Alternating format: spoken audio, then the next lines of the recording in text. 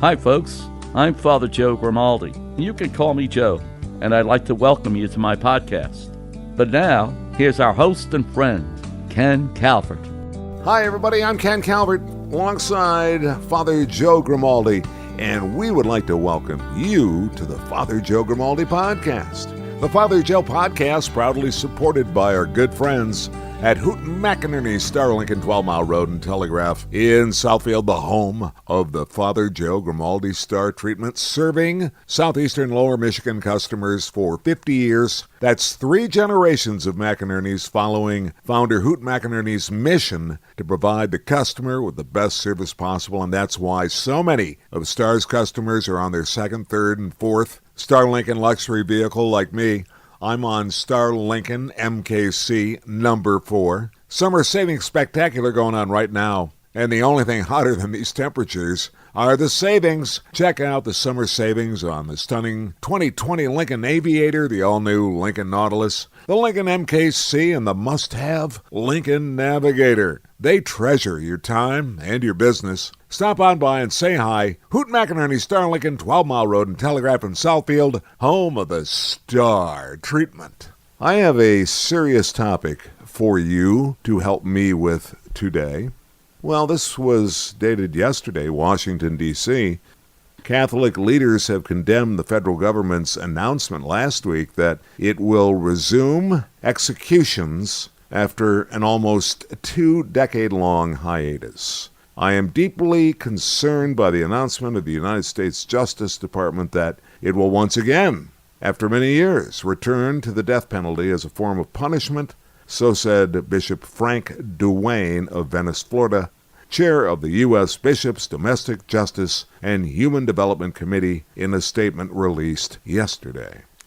Well, I'm not surprised by that. Let me just say that. I guess I was surprised that we had walked away from, in at least the federal form of capital punishment. I didn't know that we had taken a hiatus from it. Well, I know this. The Catholic Church has a strong stance against capital punishment. Correct. It's ironic that Jesus Christ was executed. He died for our sins. Execution has quite a legacy. I'm not sure I can think of a time when there probably wasn't execution somewhere in the world as we know it, going back thousands of years. Well, I agree. Very often people take it as their own responsibility to kill somebody else because of some wrongdoing. When you have a murder because someone has done something against the murderer, I see what you're saying. Then his way of retaliating, instead of waiting for justice to be done I'll handle legally, this they'll myself, do it myself. Right? Yeah. So you have that kind of an execution as well. Well, you hear that all the time. Whenever somebody is on the other end of a horrible, horrific act. You had a situation where you were once very close to, and that being Gilroy, California, just a few days back, where a very sick individual went to the Garlic Festival, which is usually a wonderful event each and every year, and decided to open fire on innocent children and adults. So naturally people would say, I would like to see the exact same thing happen to him. And it was. And it was. What is your stance on capital punishment, and how do you resolve it with people that say, I don't care what the Catholic Church says, this person deserves to die? The Catholic Church preaches strongly that the human person has in itself a sacred dignity, and therefore the matters of life are really handled by God himself, so that from conception until natural death, we pray that there would be no abortion, no end of life. No interference in the Lord's plan. Right, in the way the Lord plans it. Yes. So because we believe that the sacredness of the human person, we don't mess with that. Now, what's interesting with Catholics, over the years, they have verbally and strongly expressed the idea of being anti-abortion, and with good reason. So that's clear. But when it came to capital punishment, very little was ever said about it. It was always accepted as, well, this is the way it is. But if you're truly someone who respects life completely, why limit it only to abortion? You have to make sure that the whole existence of that person is respected from conception to natural death. Mm-hmm. So people now are becoming much more alert in that area. Francis has spoken about it recently, but for some reason or other, because there's some legal implications, many legal implications, I think people said, well, let it be, let it be, let it be. The person deserves to die for having killed so many people. And one of the things I've noted when they discuss that is that very often people who are in jail for a life sentence suffer a great deal more than someone who is executed on a given day. I agree. And so why do we think that that person is not getting his just deserts? Because that person is. If he has to spend the rest of his life in prison, that to me is worse in a way to being executed on a particular day. I can't imagine, and I would assure you and everyone listening, that unless there's a horrible mistake, and that's another area. Yes. There's deep concern about that because with the new methodology and the type of criminal investigations that we have now, you do not want to execute somebody who's truly an innocent victim. I agree. And you know it's happened. Yes. You know it's happened. That alone is enough to say no. I mean, for me anyway, it's just no. I'm not even close to being there. You were talking about abortion. You were talking, or we have been talking about capital punishment. Coming in third would be assisted suicide. That's a no-no. Correct. However, that also has some sort of a look at the pain the person is in. Why don't we just sort of overdo the pain medication? Why don't we let that person go peacefully? But you can't do that. Well, if we truly accept the human person as being so sacred, you don't want to interfere with the lifespan of that human person. Let God take care of it, and God does take care of it. But, it's kind of interesting because the premise is that the reason for being anti-abortion and anti-capital punishment is because you're dealing with sacred human person in the hands of God. And God takes care of the lifespan, not us. Uh-huh. We can't play God for that. That's where you get into quick and strident pushback from a lot of people. The pushback that you get is not just from atheists.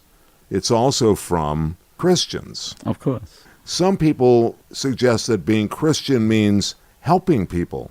Right. You're doing a Christian thing to assist them to move on, pass on, and be with the Lord. You're never going to change anybody in the Catholic Church with that? Well, I hope that Catholics are not involved with that, but no, they're not going to change. Life is sacred. Why? I'm just putting forth the proposition from people, and we all know what the state of the Catholic Church is right now, and we've referred to it before as that area called cafeteria Catholics. Sure. Okay. And somewhere within that body, there are people that think assisted suicide in certain conditions should be allowed. Let God be their judge. I'm not going to judge them. Okay. The church definitely is clear on that. That's always been and always will be, in other words. Yes, but not when it came to capital punishment. And maybe that's why it's such a confusing type of situation that we're in today. Because for many years, capital punishment was something seen as a just way of punishing someone who had committed a horrific type of crime. And so that even among Catholics, even among the church, that was fine. All right, well, let's do this. As we used to do in radio all the time, We'll reset the story, the topic being capital punishment within the Catholic Church, and it's gone for and against over hundreds and hundreds and hundreds of years. We mentioned that the reason for this podcast is Pope Francis has approved a new revision of a paragraph of the Catechism, according to which a new understanding has emerged. The death penalty is inadmissible. However, approval of the death penalty has taken on other opinions. For example, St. Augustine, going back to 426, wrote, "A means of deterring the wicked and protecting the innocent."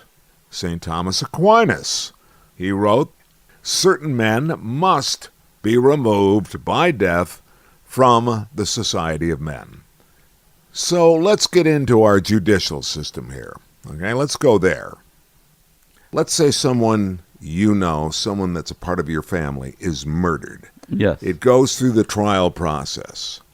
The trial, the jurors, and the judge all determine that that person that violated your life forever, the sanctity of life, what if they decide the penance for that person is capital punishment, death?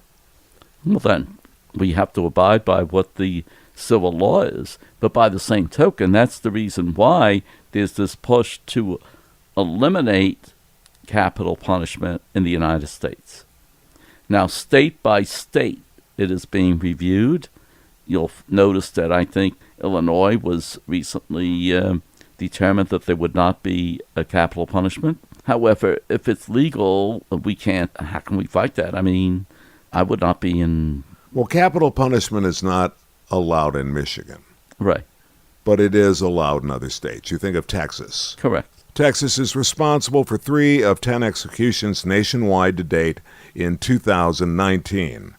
So we are, as a nation, still executing people. But getting back to the judicial system, if we are totally opposed to capital punishment, but the judicial system sentences and mandates the death penalty, I've just got to get out of the way and let them take it from there.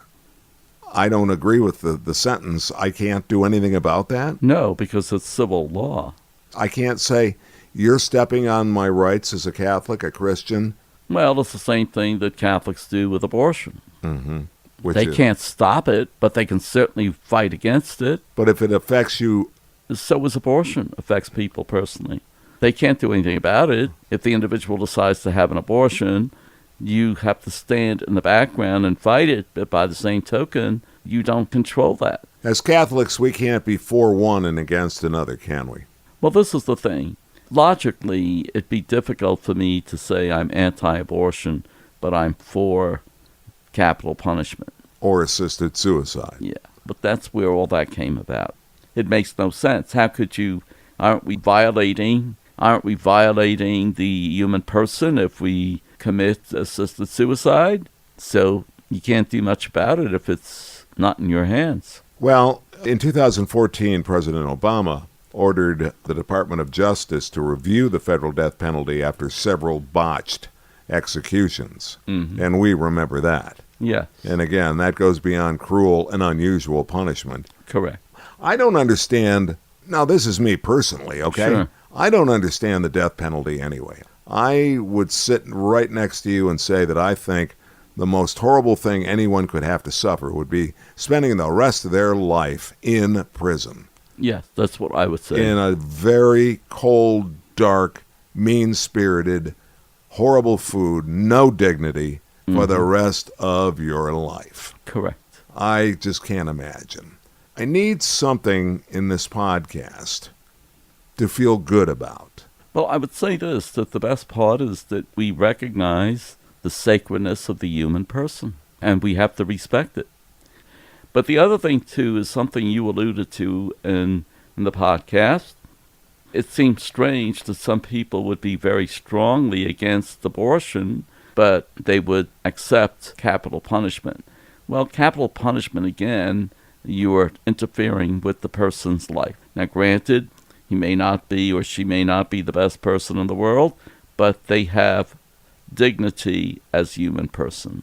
So, one of the things I think we have to be grateful for is that we have been given this beautiful gift of life, and we want to respect it. It's a beautiful gift when you think about it, huh? And so this is something we should enjoy, something we should celebrate, is our gift of life. And if we really believe it's that beautiful and that wonderful and such a great gift, then we have to treat it that way. Now, not everything we fight for or fight against is going to be going our way. And this is one of the things we have to accept. So that despite the fact we may stand in front of the abortion clinics and pray out loud without interfering with them, hopefully, that's something positive we can do. Well, yeah, I mean, not unlike the abortion clinic outside the prisons.